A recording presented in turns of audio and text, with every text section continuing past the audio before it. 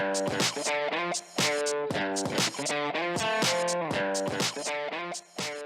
everybody, Bill Knutson here, New York Sports with an Attitude.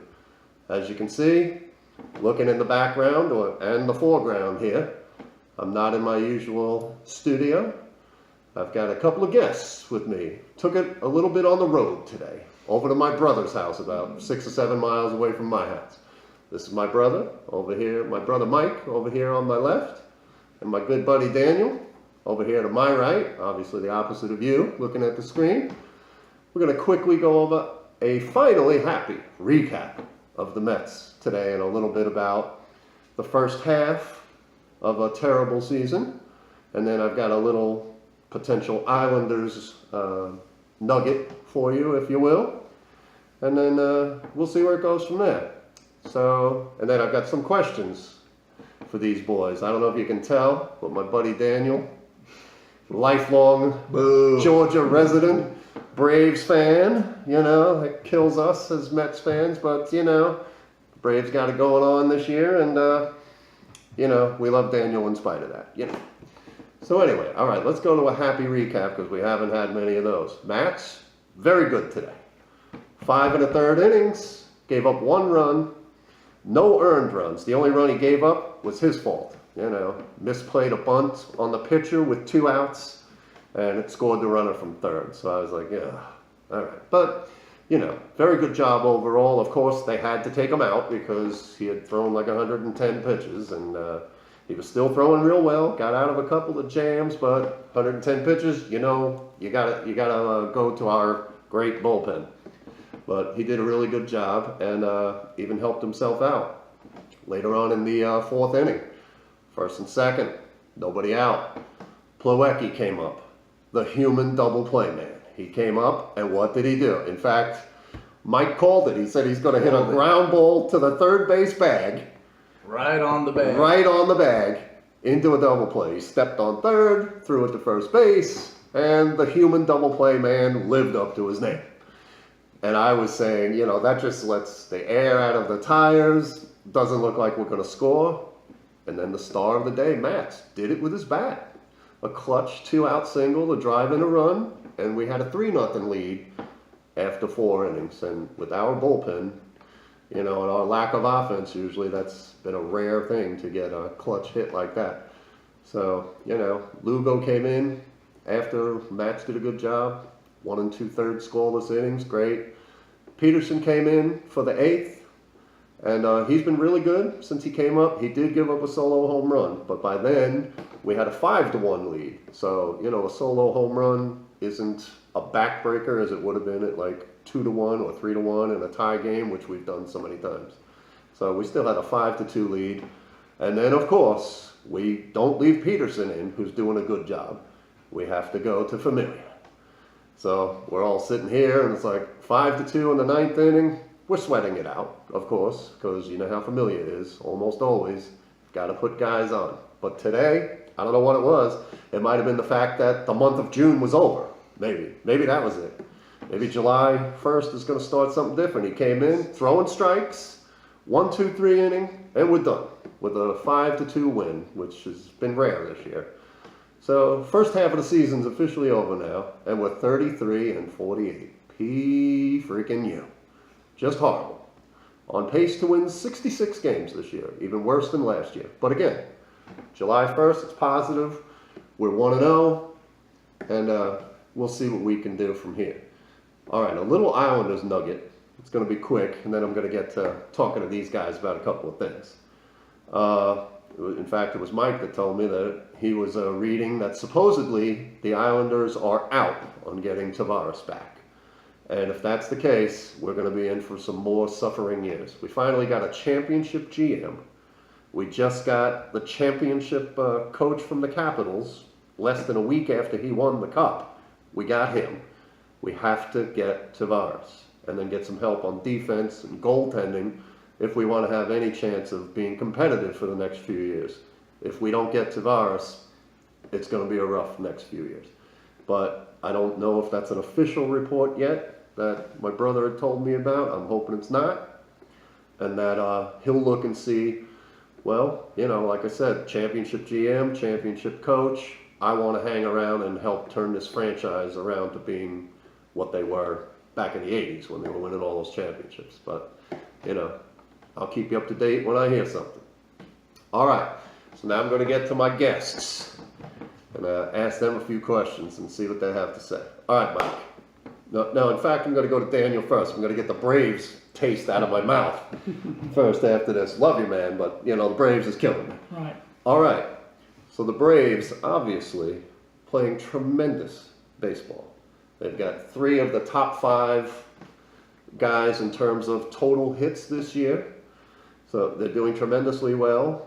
In first place, I don't know if they won or lost today, I'm not sure.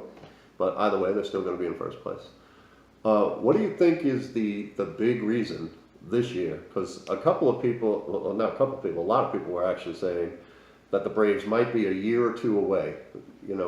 They had a really good minor league system, but they still might be a year or 2 away from what they're doing now.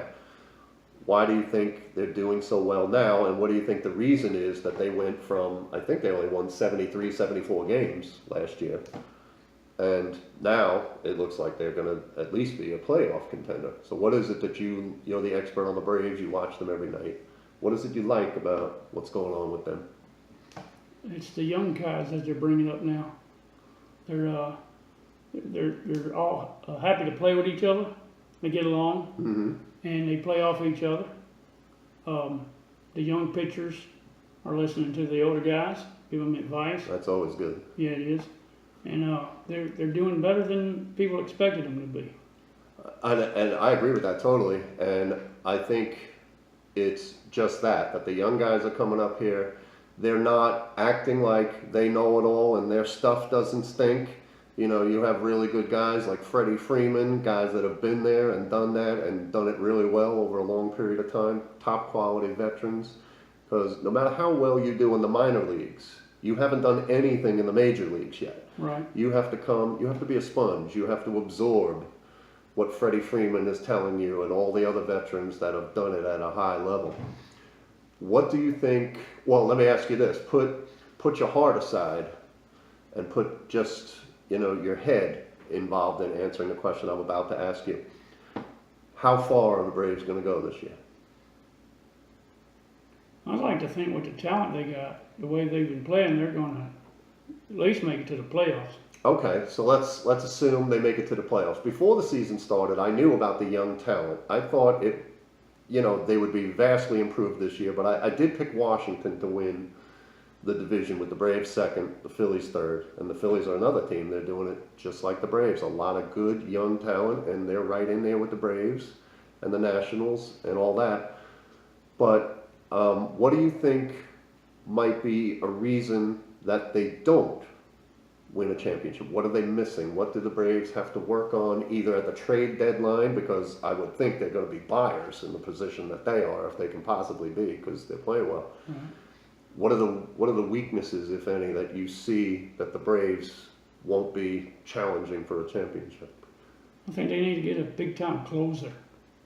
Big time closer. That's Yeah. the only weakness you see? Because I like your lineup. The lineup's good. The bats are really hot. The starting pitching is good this year. A little hiccup now and then, but usually when it goes to the bullpen, a little shaky sometimes. Yeah, I think Mike and I can relate to the shaky bullpen. And Most definitely. Julio Teheran, boy, if he pitched against the Mets every day, he'd be 1,000-0 with a 0 ERA, because he's like Kershaw and DeGrom and Scherzer and Corey Kluber and all those guys put together when he pitches against the Mets. I don't know what it is. All the Braves pitchers are like that against the Mets. I mean, even the young guy Soroka, and he did very well against the Mets. And it just seems like when Whistler came up, he was always doing well. He was very good. And it's just like, the Braves really just have the Mets number right now. So. Yeah, they do. Yeah. This year they're just dominating us. The last few years, when we would go on the man trip in the last 4 years in Atlanta, every time we were there, the Mets were dominating, but that has definitely turned around. The Braves are doing it the right way, drafting the good young talent. They got Freddie Freeman, and I'm sure they're going to be looking And it very well could be to see if they can get a top quality reliever or whatever. Because with the talent and the way they're playing, they're going to be looking to try and win a championship this year. Oh, I hate that. Yeah. I really hate that. But you have to give respect where it's due. Well, if I had to put all my money, I wouldn't bet on the Braves to win the title this year. But hey, with that young talent, they get on base a lot. They've got speed. You know, it might be the pitching that keeps them away. And if it's a big time reliever, Clutch hitting's good too. yeah, and they do have clutch hitting. You know, I never want to face Freddie Freeman because he kills us. You know, But even like their role players like Camargo and stuff like that, they come up big. Yeah. You know, they might not be your 300 hitter, 270, 275 hitter. They might not be that, but it's just like whenever they need it, it doesn't matter. It's just like next man. Hey, well, we had some technical difficulties. Like I said earlier, I was over at my brother Mike's house watching the Mets Marlins game today, and I was doing an interview with them, as you saw. And right after we were talking with Daniel about the Braves and what's going on with them, and how everybody thought they were going to do, especially Daniel thought his Braves were going to do, the next part was I was asking Mike what he thought the Mets needed to do, and you know, that was the next chunk of time in the show today. But unfortunately, I wasn't aware at the time, but we had some technical difficulties, so I'm just going to do a little bit of an ending here, and I'll have Mike and Daniel on another time now that I know what those technical difficulties were. Shouldn't have an issue with that again, but basically what we were talking about with Mike, he wants to be all in on Bryce Harper, even though it's probably going to be $350 million for 10 years, and I don't think we have a shot at all, but that's what he wants to do. And obviously, I'd love to have him in right field, 26 years old for the next 10 years, but as dysfunctional as the Mets organization is, I certainly don't see that happening. But what I said to Mike was, yeah, I don't see any chance of that happening. I don't see any chance of the Mets even thinking of doing something like that. But if they did, they should let the world know that that's what they're doing. Let Mets Nation know that at least we are trying to get top quality talent in their prime, willing to spend big money to turn this thing around, because right now it's just a mess. All we're doing is buying guys way past their prime that aren't going to help us, get back to, competitive baseball. And that's what we were talking about with Mike. And, again, I don't see that happening at all, but that's basically what Mike was talking about, being all in on Bryce Harper and letting everybody in Mets Nation know that at least that they're trying to get some top quality talent in here and put a winning team on the field. But now that I know what the technical difficulties were for this show, I apologize for that. But I hope you enjoyed the first 10 or 11 minutes, whatever it was. There was probably another 10 to 15 minutes after that unfortunately didn't record. But, I'm new to this, so I wasn't aware that happened. Now, my executive producer, my wife, figured out what the issues were, and we shouldn't have a problem again. Sorry about that, Mike and Daniel. I mean, you got some airtime, but now that I'm aware of what the issues were, I'll get you back soon and record everything else. All right, so in closing, I want to say subscribe, please. Get your friends, check out the show, get them to subscribe and tell their friends, and Mike had told me that he didn't get notified. My understanding was when you subscribe, you get some sort of notification when I put something on the air. He was saying he didn't get anything. So that's something I will talk to my wife about, my executive producer and editor, and find out what the issue is with that. And by the next show, which I'll probably do after Tuesday's Mets game in Toronto, I'll find out what's going on with all that. Clear up, like I said, clear up the problems that happened today that I wasn't aware of until just a few minutes ago. But, subscribe to the show. I appreciate it. Get the word out, tell people about it. I'll be doing shows for every Mets game, and then, I'll start doing other things as those seasons approach.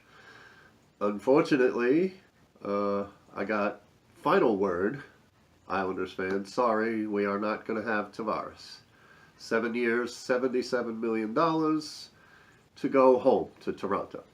He said he was torn and whatever, but I guess I can't blame the guy for going home and playing for his hometown team that he grew up rooting for. As disappointed as I am, because I think that's going to make the Islanders continue to not be super relevant for the foreseeable future, but hopefully I'm wrong. Hopefully the GM and the coach will be able to figure out how to get the Islanders back to winning ways. But anyway, in closing, it was a good day for the Mets, a good way to end the first half. Thank goodness that June is over, because it was a horrible, horrible month. We're off to a good start in July, and hopefully the second half of the season we'll have many more good things to come. All right, well, thanks again for watching. Have a great night, Mets fans, and Tuesday and Wednesday up in Toronto, and thanks again. I'll see you next time.